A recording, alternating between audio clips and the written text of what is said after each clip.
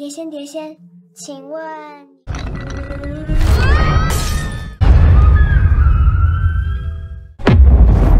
我是被雷打死的。都乱讲奇怪的话。我从小学5年级就天天拜了。我拜你亲，站起来，给我站起来！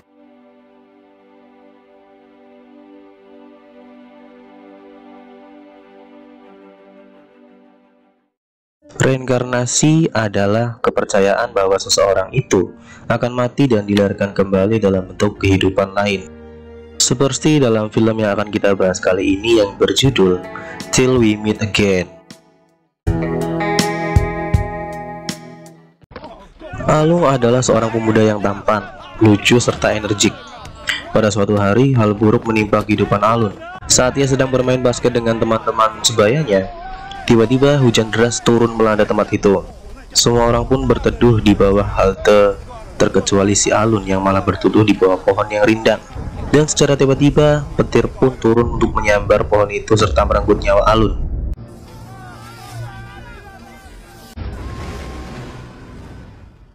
Setelah kematiannya, Alun pun dibawa ke sebuah tempat yang gelap oleh seorang malaikat. Malaikat di film ini digambarkan sudah mempunyai alat-alat yang cukup modern seperti komputer. Jadi untuk mengidentifikasi data diri Alung, mereka menggunakan sebuah komputer serta sebuah alat scanner untuk mengetahui kehidupan masa lalunya. Alung pun diberi sebuah gelang oleh petugas di sana guna mengetahui seberapa besar dosa serta kebaikan yang sudah Alung lakukan di masa lalu. Petugas itu lalu hendak memindai ingatan Alung dengan menggunakan sebuah alat scanner. Namun saat alat itu ditempelkan di dahinya, alat itu menjadi tidak berfungsi dikarenakan dahinya sudah gosong tersambar petir. Jadi Alung tidak bisa mengingat satupun masa lalunya.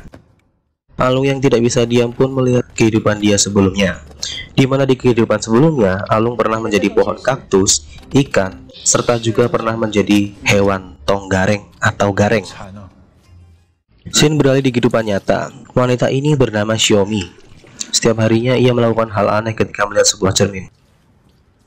Dan Xiaomi mempunyai anjing yang sudah tua bernama Kurumi. Karena Kurumi sudah sangat tua, Kurumi pun mempunyai sebuah penyakit kanker yang ternyata bisa membuatnya mati kapan saja. Xiaomi adalah seorang guru matematika, namun ia terlihat sangat aneh untuk bisa menjadi seorang guru dikarenakan kelakuan anehnya. Anjingnya pun sampai heran dengan kelakuan absurd Xiaomi ketika melihat sebuah cermin. Xiaomi kemudian terlihat mendatangi sebuah tempat dan berdoa di bawah pohon di mana tempat Alung bersandar. Xiaomi pun mendoakan Alung agar ia bisa tenang di alam baka.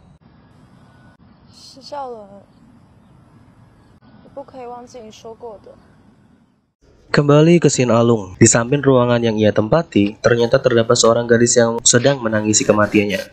Alung pun mengintip ke ruangan itu karena penasaran apa yang sedang terjadi di sana. Gadis itu pun menghampiri Alung dan memarahinya. Di pertemuan mereka yang pertama, mereka pun terlihat tidak akur dan terlihat saling membenci. Tiba-tiba saja ada seorang pria tua yang tampilannya terlihat seperti gembel meniup sebuah pret-pretan, di mana saat itu juga Alung terlihat menyelami ingatannya ketika mendengar suara pret-pretan tersebut. Alung kemudian ditawarkan untuk bereinkarnasi menjadi manusia oleh petugas yang menanganinya. Namun, syarat untuk bereinkarnasi menjadi manusia adalah Alung harus menjadi dewa cinta agar ia mendapat banyak kebaikan untuk bisa bereinkarnasi. Untuk bisa menjadi dewa cinta, semua arwah di sana harus menjalani pelatihan yang sudah diadakan oleh trainer yang ada di alam baka. Selama pelatihan berjalan, Alung selalu bertengkar dengan wanita yang berada di sebelah ruangannya. Mereka pun terlihat sangat tidak cocok dan terlihat tidak bisa akur.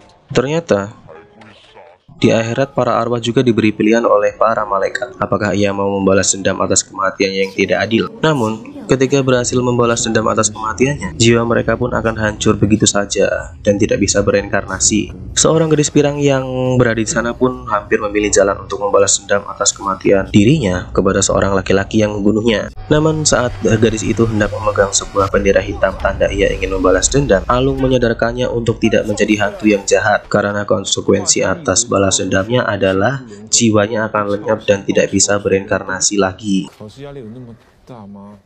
Di dalam akhirat ternyata ada seorang arwah hantu kepala kerbau yang kekuatannya terlihat sangat overpower. Kemunculannya pun sangat ditakuti oleh para petugas yang ada di daerah itu karena ia bisa menghancurkan mereka kapan saja. setelah mendapat kekuatan penuhnya, hantu kepala kerbau pun pergi ke dunia nyata untuk membalas dendam kepada orang yang dahulu pernah mengkhianatinya. Di lain sisi, Xiaomi pun dibawa oleh ayahnya menuju ke sebuah tempat ritual untuk bisa menghilangkan penyakit anehnya. Xiaomi yang penurut pun hanya terlihat diam saja melihat perlakuan dukun itu kepadanya. Kita kembali ke tempat pelatihan menjadi dewa cinta. Ternyata mereka semua harus berpasang-pasangan untuk bisa menjadi dewa cinta. Dan sialnya, Alung dan gadis pirang itu malah menjadi pasangan karena tidak satupun ada yang mau berpasangan dengan mereka berdua. Mereka pun diberi tugas yang cukup sulit untuk bisa melemparkan benang cinta mereka menuju ke sebuah objek yang bisa bergerak. Dan di kesempatan terakhirnya, akhirnya mereka mampu menjalankan tugas itu dan berhasil melakukan misi mereka.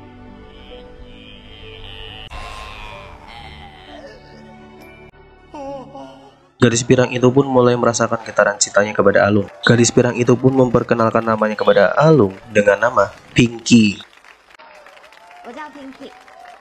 Setelah dinobatkan sebagai dewa cinta, mereka semua pun turun ke bumi untuk menjalankan semua misi yang diberikan oleh pengadilan alam baka. Satu persatu manusia pun berhasil dipertemukan dengan jodohnya oleh Pinky dan Alung. Gelang yang mereka pakai pun perlahan berubah dari warna hitam menjadi warna putih bersih. Karena setelah gelang itu berwarna putih semua, maka Alung dan Pinky bisa bereinkarnasi menjadi manusia seutuhnya. Sekarang kita diperlihatkan menuju ke masa lalu dari arwah hantu kepala kerbau. Di masa lalunya, hantu kepala kerbau ternyata adalah seorang ketua bandit. Ia pun mempunyai 4 orang anak buah. Di scene itu, mereka pun terlihat terkepung oleh pihak kerajaan. Ia pun menyerukan kepada bawahannya untuk maju ke medan pertempuran dan mati bersama serta menjadi saudara di kehidupan selanjutnya. Setelah mengingat masa lalunya, hantu kepala kerbau pun mendatangi reinkarnasi dari anak buahnya. Pertama, ia mendatangi seorang anak kecil yang ternyata adalah reinkarnasi dari anak buahnya. Hantu kepala kerbau pun membunuh anak kecil itu dengan perasaan membunuh anak buahnya yang sudah berkhianat kepadanya dahulu kala. Kemudian hantu kepala kerbau itu merasuki anak kecil itu dan mendatangi seorang penjual ikan di salah satu pasar induk di sana. Hantu kepala kerbau pun menjelaskan kepada orang yang reinkarnasi dari anak buahnya bahwa ia tidak akan bisa melupakan pengkhianatan mereka kepadanya. Penjual ikan yang tidak tahu apapun akhirnya harus mati di tangan kepala kerbau. Sekian pun kembali kepada Alung dan Pinky. Ternyata mereka menemukan seorang pemuda yang membunuh Pinky di kehidupan sebelumnya. Pinky pun terlihat sangat dendam kepadanya. Namun Alung menyarankan kepada Pinky untuk menyerahkan urusan itu kepada ahlinya, yaitu Alung. Alung kemudian menarik benang jodohnya dengan Pinky yang kemudian diikatkan di kemaluan lelaki yang telah membunuh Pinky. Secara tak terduga, Alung ternyata mengikatkan tali jodohnya ke lubang knalpot sebuah motor yang terlihat sangat panas. Karena benang jodohnya sudah diikat dengan knalpot itu, pemuda itu pun menggenjot knalpot itu dengan penuh semangat. Pinky yang melihat itu pun terlihat sangat puas dan berterima kasih kepada Alung. Namun karena pekerjaan mereka yang buruk, gelang mereka pun kembali berubah menjadi hitam. Bukannya khawatir dengan gelang mereka yang kembali menghitam, mereka malah terlihat menyukai aksi mereka saat mengerjai lelaki itu.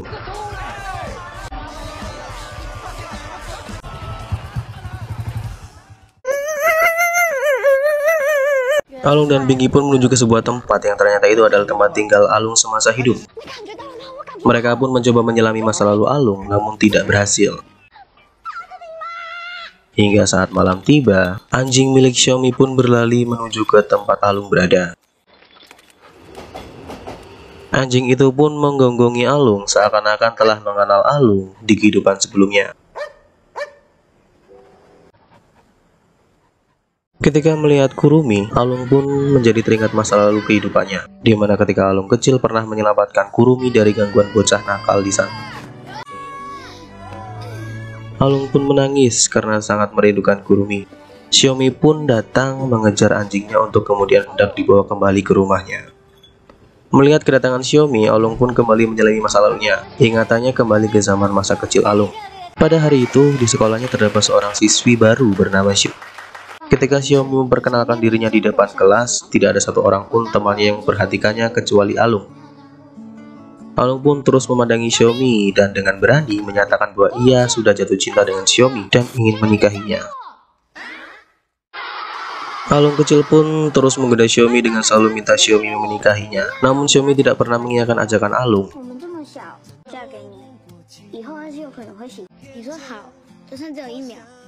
Selama hidupnya, Alung tidak pernah menyerah dengan usahanya untuk menikahi Xiaomi. Alung pun mengatakan kepada Xiaomi bahwa beberapa hal tidak akan berubah selama 10.000 tahun lama. Kalau kalian menyukai video seperti ini, klik subscribe, like, komen dan share ya, supaya kita menjadi lebih semangat ngonten review film dan meningkatkan kualitas reviewnya buat kalian. 好啊。